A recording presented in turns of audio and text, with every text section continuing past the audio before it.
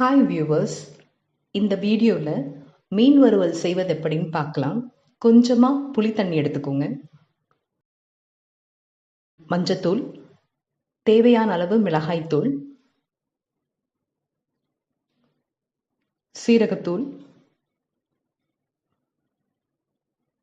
மிளகுத்தூள், தேவையான அளவு உப்பு,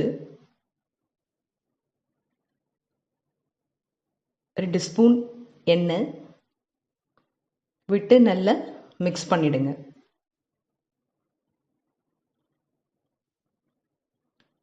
ஒரு ஸ்பூன் இஞ்சி பூண்டு பேஸ்ட் போட்டு அதையும் நல்லா மிக்ஸ் பண்ணிடுங்க. கொஞ்சமாக தண்ணி தெளித்து நல்லா மிக்ஸ் பண்ணிடுங்க.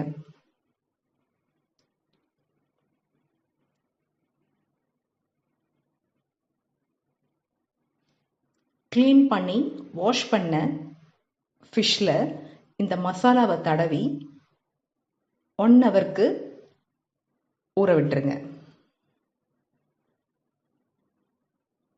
1 ஹவர் கழித்து ஒரு தவாவில் தேவையான அளவு எண்ணெய் விட்டு ஷாலோ ஃப்ரை பண்ணி சாப்பிட்டிங்கன்னா டேஸ்ட் சூப்பர்பாக இருக்கும்.